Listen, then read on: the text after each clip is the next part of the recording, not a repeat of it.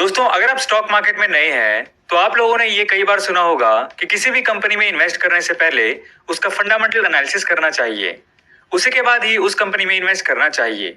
तो चलो इस वीडियो में हम यही डिस्कस करेंगे कि फंडामेंटल एनालिसिस क्या होता है और कैसे आप एक कंपनी के फंडामेंटल चेक कर सकते हैं। सिंपल लैंग्वेज में अगर हम बात करें तो फंडामेंटल एनालिसिस किसी भी कंपनी की हेल्थ चेक करने का एक पैरामीटर होता है। ऐसा जरूरी नहीं होता कि शेयर का करंट प्राइस उसकी एक्चुअल वैल्यू दिखा रहा हो। ऐसा हो सकता है कि वो मार्केट में ओवर वैल्यूड या अंडर वैल्यूड हो। इसीलिए इसको चेक करने के लिए फंडामेंटल एनालिसिस करना पड़ता है। ओवर वैल्यूड का मतलब है कि शेयर की जितनी वैल्यू होनी चाहिए मार्केट में उससे ज्यादा वैल्यू हो चुकी है। अंडर वैल्यूड का मतलब है कि मार्केट में उस शेयर की जितनी वैल्यू होनी चाहिए अभी उससे कम वैल्यू है। तो कितनी वैल्यू होनी चाहिए इसे निकालने के लिए ही फंडामेंटल एनालिसिस काम आता है। अब कुछ लोग ट्रेडिंग एंड इन्वेस्टिंग में भी कंफ्यूज रहते हैं, तो इसको अच्छे से समझने के लिए हमें समझना होगा difference between fundamental and technical analysis. जो ट्रेडर्स होते हैं वो किसी स्टॉक को एनालाइज करने के लिए टेक्निकल एनालिसिस का यूज करते हैं और जो इन्वेस्टर्स होते हैं वो फंडामेंटल एनालिसिस का यूज करते हैं। फंडामेंटल एनालिसिस में लॉन्ग टर्म अप्रोच का यूज किया जाता है। मतलब इस अप्रोच से जब शेयर्स को बाय किया जाता है उसमें शेयर्स को लॉन्ग टर्म के लिए होल्ड किया जाता है।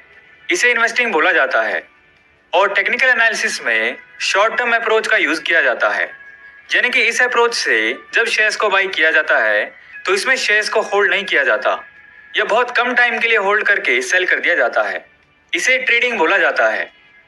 फंडामेंटल एनालिसिस में स्टॉक वैल्यू को इकोनॉमिक और फाइनेंशियल फैक्टर्स के बेस पे एनालाइज किया जाता है। टेक्निकल एनालिसिस में हिस्टोरिकल स्टॉक मूवमेंट का यूज करके फ्यूचर परफॉर्मेंस प्रिडिक्ट की जाती है। फंडामेंटल एनालिसिस में न्यू मार्केट इंफॉर्मेशन का यूज किया जाता है एंड टेक्निकल एनालिसिस में पास्ट परफॉर्मेंस को यूज करके डिसीजन लिया जाता है। फंडामेंटल एनालिसिस में फाइनेंशियल स्टेटमेंट्स का यूज किया जाता है एंड वही टेक्निकल एनालिसिस में चार्ट्स पर प्राइस मूवमेंट को एनालाइज किया जाता है। चलिए अब डिटेल में डिस्कस करते हैं कि फंडामेंटल एनालिसिस के लिए किन टूल्स का यूज किया जाता है। शेयर के एक्चुअल प्राइस को निकालने के लिए इन्वेस्टर्स इन टूल्स का यूज करते हैं। पहला है अर्निंग्स। फंडामेंटल एनालिसिस के लिए इन्वेस्टर्स को बहुत सी चीजें एनालाइज करनी होती हैं, जिनमें से पहली चीज है अर्निंग्स। इन्वेस्टर्स को ये चेक करना होता है कि कंपनी कितना प्रॉफिट जनरेट कर रही है और फ्यूचर में क्या एक्सपेक्टेशंस हैं। कुछ हद तक अर्निंग का इम्पैक्ट भी लॉन्ग टर्म में शेयर के प्राइस पर पड़ता है। जब कंपनी की रिपोर्ट में प्रॉफिट ज्यादा होता है तो मार्केट में उनके शेयर का प्राइस भी इंक्रीज होने के चांसेस बन जाते हैं। वहीं दूसरी ओर जब कंपनी की रिपोर्ट्स में प्रॉफिट कम होता है तो मार्केट में उनके शेयर का प्राइस भी डिक्रीज होने के चांसेस हो जाते हैं। दूसरा है फाइनेंशियल रेशियोज।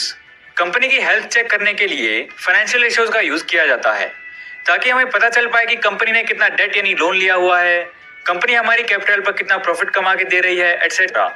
इसके लिए कुछ रेशियोज हैं जैसे कि earning per share, return on equity, debt to equity ratio, etcetera. अगर आपको रेशियोज को डिटेल में समझना है तो उसके लिए आप हमारी दूसरी वीडियो देख सकते हैं जिसका लिंक आपको डिस्क्रिप्शन एंड आई बटन में मिल जाएगा। Third is financial reports. Financial reports में आती हैं कंपनी की balance sheet, income statement and cash flow statement. One by one इनको समझते हैं। सबसे पहले हम बैलेंस शीट के बेसिक समझते हैं।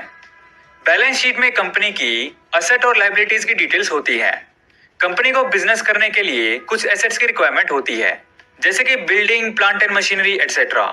इन एसेट्स को परचेज करने के लिए कंपनी को बड़ी अमाउंट में मनी की रिक्वायरमेंट होती है जिसके लिए वो या तो शेयर्स इशू करती है या फिर कोई लोन लेती है। तो जो कंपनी ने लोन लिया होता है वो कंपनी की लायबिलिटी होती है। कंपनी की बैलेंस शीट को देखकर आप चेक कर सकते हैं कि कंपनी ने कितना लोन लिया हुआ है, कितनी अमाउंट एसेट्स में लगी हुई है और कितना कैश पड़ा है, एटसेट्रा। अब समझते हैं इनकम स्टेटमेंट को। इनकम स्टेटमेंट को प्रॉफिट एंड लॉस स्टेटमेंट भी बोला जाता है। ये वो रिपोर्ट है जो कंपनी की इनकम और एक्सपेंसेस की डिटेल्स को शो करती है और रिजल्टिंग प्रॉफिट और लॉस भी शो करती है।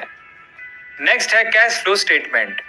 कैश फ्लो स्टेटमेंट वो स्टेटमेंट है जो कैश के फ्लो का ब्रेकअप देती है कि कंपनी कितना कैश ऑपरेटिंग एक्टिविटीज यानी डे टू डे एक्टिविटीज के लिए यूज करती है और कितना कैश इन्वेस्टिंग एक्टिविटीज यानी sale and purchase of asset activities के लिए यूज करती है और कितना कैश फाइनेंसिंग एक्टिविटीज यानी कैश का कितना फ्लो ओनर्स और डेट यानी लोन प्रोवाइडर्स के साथ करती है।